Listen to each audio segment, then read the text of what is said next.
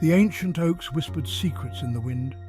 They stood sentinel over Blackwood Manor, a grand but aging estate perched precariously on a windswept moor. Inside lived two sisters, Ilara and Lyra Blackwood, bound by blood but divided by a chasm of envy and resentment. Ilara the elder possessed a sharp wit and a beauty that could pierce like shards of ice. Lyra, younger by 2 years, exuded a gentle warmth, her heart as radiant as the sunbeams that spilled through the manor's dusty windows. Their parents, Lord and Lady Blackwood, held on to the remnants of their noble lineage with a weary pride. Theirs had once been a family of considerable influence, their name whispered in the hallowed halls of power. Now the estate crumbled around them, a testament to their fading fortunes. Lord Blackwood, a man consumed by melancholy, sought solace in his library, surrounded by the ghosts of their illustrious past. Lady Blackwood, her spirit crushed by the weight of their decline, clung to the hope that one of her daughters might somehow restore their family to its former glory. Ilara, forever aware of her mother's unspoken desires, carried the burden of expectation like a lead weight upon her shoulders.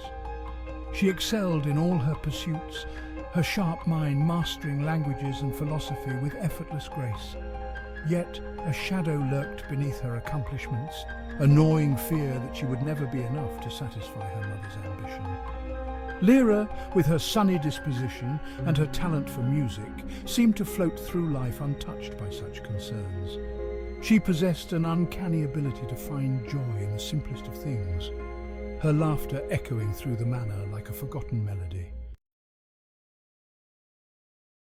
The seeds of Ilara's jealousy were sown in the fertile ground of her mother's unspoken favoritism.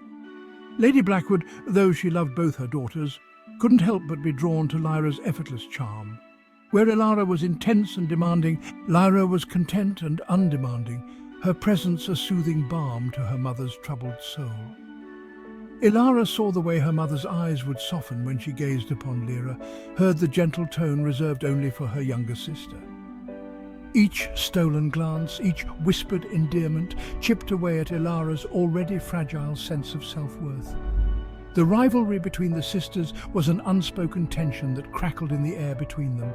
It simmered beneath the surface of their polite exchanges, erupted in petty squabbles over trivial matters. Ilara, unable to acknowledge her own insecurities, projected her frustrations onto Lyra, accusing her of feigning innocence, of deliberately seeking their mother's attention. Lyra, oblivious to her sister's torment, met these accusations with bewilderment and hurt. She loved her sister dearly and couldn't fathom the depth of bitterness that festered in Ilara's heart. As the years passed, the chasm between the sisters widened. Ilara, her beauty hardening with resentment, threw herself into her studies, finding refuge in the world of knowledge. Lyra, her spirit undimmed by her sister's coldness, blossomed into a talented musician, her melodies filling the manor with a bittersweet symphony of hope and longing. Yet, even as Lyra's star rose, Ilara's darkness deepened. She became consumed by the belief that Lyra was stealing her birthright, that her younger sister's very existence was a threat to her own happiness.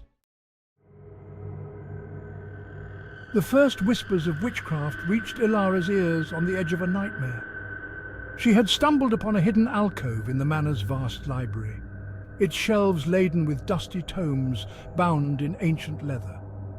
One book, its cover devoid of any markings, seemed to beckon her closer. As she traced the outline of its worn spine, she felt a surge of power course through her veins, an intoxicating mix of fear and exhilaration. The book, she soon discovered, contained forbidden knowledge, dark rituals and incantations whispered to have been passed down from a time when magic was not merely a legend. At first, Ilara used her newfound power for petty acts of revenge. She would curse Lyra's embroidery needles to prick her fingers, her sewing thread to tangle into impossible knots. She would whisper incantations into the wind, hoping to bring misfortune upon her sister, to dim her radiant light. Yet, Lyra, protected by an invisible shield of faith and goodness, remained untouched by Ilara's malicious spells. In fact, it seemed that the more Ilara tried to harm her sister, the more Lyra prospered. Her musical talent blossomed, attracting the attention of renowned instructors from far and wide. Ilara's frustrations grew with each passing day.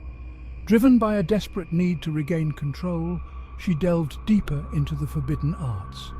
She sought out the guidance of a reclusive herbalist who lived on the fringes of the Blackwood estate, a woman rumoured to possess knowledge of ancient and powerful magic.